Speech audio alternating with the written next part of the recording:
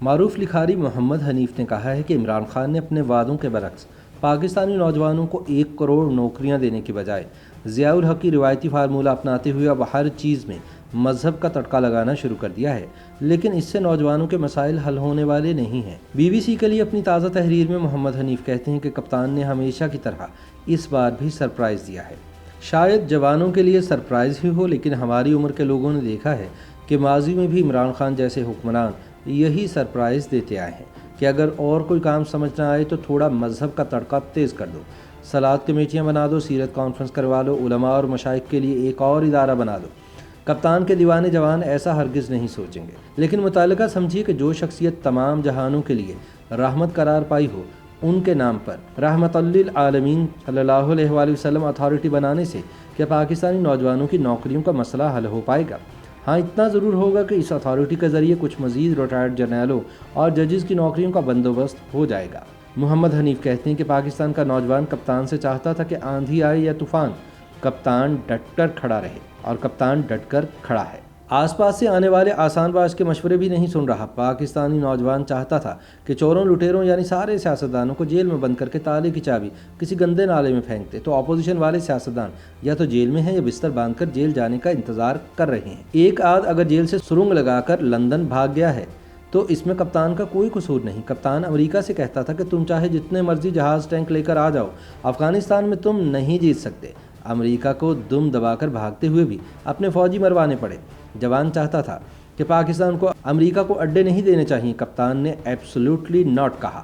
امریکہ پہلے بھاگا اور اب کسی کونے میں کھسیانی بلی کی طرح بیٹھا اپنے زخم چاٹ رہا ہے۔ کپتان کو کوئی فون کرے نہ کرے، پاکستانی جوان کو کوئی پرواہ نہیں، دنیا میں فون کرنے والے اور بھی بہت ہیں۔ غلامی کی زنجیریں توڑنے کے اس موسم میں جب کپتان نے اعلان کیا کہ وہ ربیع الاول کے مقدس مہینے میں نوجوانوں کو خوشخبری دیں گے، تو پاکستان کا جوان سمجھا کہ عمران خان نے نوجوانوں کو پیروں کا استاد کروا لی۔ جو نئی سیاست شروع کی تھی اس کا اصلی آغاز اب ہوا چاہتا ہے۔ جوانوں نے بھی کپتان سے کیے ہوئے اپنے وعدے نبھائے ہیں۔ کپتان نے کہا تھا کہ سب کو پھینٹا لگاؤں گا، تو وہ دن رات اپنے سیاسی دشمنوں کی صحافت کے نام پر زمین فروشی کرنے والے لفافوں کو دن رات پھینٹا لگاتے رہتے ہیں، بلکہ کبھی کبھی کوئی دوسرا ہاتھ نہ آئے تو اپنے آپ کو ہی پھینٹا لگا کر عہد وفا نبھا لیتے ہیں۔ محمد حنیف کہتے ہیں کہ خان صاحب کے اعلان کے بعد پاکستان کے جوانوں کے دلوں میں خواہشوں اور خوابوں کا ایک سیلاب تھا۔ ہمارا نوجوان چاہے پسماندہ علاقے میں رہتا ہو، انٹرنیٹ تک رسائی اور اسمارٹ فون کی وجہ سے خواب ہائی ڈیفینیشن میں ہی دیکھتا ہے۔ اس کے محلے میں بجلی گیس آئے نہ آئے، اسے بٹ کوائن کے بڑھتے دام اور ایلن مسک نے چاند گاڑی کیسے بنوائی، ان سب باتوں کا علم ہے۔ تو کپتان سے امید تھی کہ وہ نوجوانوں کو کروڑوں نوکریاں نہیں دے سکا تو ستاروں پر کمنڈ ڈالنے کی ترغیب ضرور دے گا۔ شاید ہر ضلع میں کمپیوٹر اور IT کے نئے سینٹر بن جائیں، کوئی آن لائن تعلیم و تربیت کا نیا پروگرام شروع ہو۔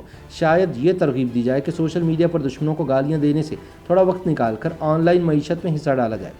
جن کو کھیل کود سے دلچسپی ہے ان کے لیے منصوبے بنیں گے، سنوکر کلبوں کو معاونت ملے گی، جو بھولے بسرے گراؤنڈ ہیں وہاں پر نئی گول پوسٹ لگائی جائیں گی، ہر گلی محلے میں فٹ بال اور بیٹ بال بانٹے جائیں گے۔ جو نوجوان دیسی مرغیاں اور کٹے افورڈ نہیں کر سکتے انہیں شاید کوئی ترغیب دی جائے کہ حصے ڈال کر بکری خرید لو، دودھ پیو اور مینگنیوں سے گوبر گیس بنا کر گھر کا چولہا جلاؤ، کیونکہ گیس غائب ہوا چاہتی ہے۔ شاید یہ کہا جا سکتا تھا کہ گھر بیٹھ کر عثمان بزدار کا انتظار نہ کرو، گلی محلوں میں پھیل جاؤ اور ڈینگی کے مچھروں کے خلاف جہاد شروع کرو۔ اور کچھ نہیں تو شاید نوجوانوں سے کہا جاتا کہ گھر میں چینی کے دانے گننے شروع کرو، ہر کپ میں 9 دانے کم ڈال کر قوم کی تقدیر سدھارو۔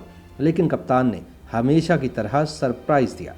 محمد حنیف کہتے ہیں کہ شاید جوانوں کے لیے سرپرائز ہی ہو، لیکن ہماری عمر کے لوگوں نے دیکھا ہے کہ ضیاء الحق سے لے کر عمران خان تک سب حکمران یہی سرپرائز دیتے آئے ہیں کہ اگر اور کوئی کام سمجھ نہ آئے تو تھوڑا مذہب کا تڑکا تیز کر دو، صلوات کمیٹیاں بنا دو، سیرت کانفرنس کروا لو، علماء اور مشائخ کے لیے ایک اور ادارہ بنا دو۔ اب کپتان حکومت نے بھی ایک رحمت للعالمین صلی اللہ علیہ وآلہ وسلم اتھارٹی بنا دی ہے، لیکن سوال یہ ہے کہ اس کے قیام سے نوجوانوں کو کیا ملے گا؟ محمد حنیف کے بقول کپتان خود اعتراف کرتے ہیں کہ انہوں نے ساری جوانی گمراہی میں گزاری اور مذہب اور روحانیت کو جوانی گزرنے کے بعد دریافت کیا، یعنی انہوں نے 900 چوہے کھانے کے بعد حج کا فریضہ سر انجام دیا، لیکن اب وہ اپنی جوانی کی گمراہیوں کی سزا ہمارے جوانوں کو دینا چاہتے ہیں، تو وہ بھی ان کا حق ہے، کیونکہ آخر میں جب پوچھا جائے گا کہ ڈٹ کر کون کھڑا تھا تو نام کپتان کا ہی لیا جائے گا۔ YouTube پر گوگلی نیوز دیکھنے کے لیے youtube.com کی سرچ بار میں گوگلی نیوز TV ٹائپ کریں۔ گوگلی نیوز کے پیج پر سرخ رنگ کے سبسکرپشن والے بٹن پر کلک کرنا نہ بھولیے۔ YouTube پیج پر اپلوڈ ہونے والی ویڈیوز سے باخبر رہنے کے لیے بیل آئیکن پر کلک کیجیے۔ آپ کو ہر نئی ویڈیو کے بارے میں نوٹیفیکیشن موصول ہو جائے گا۔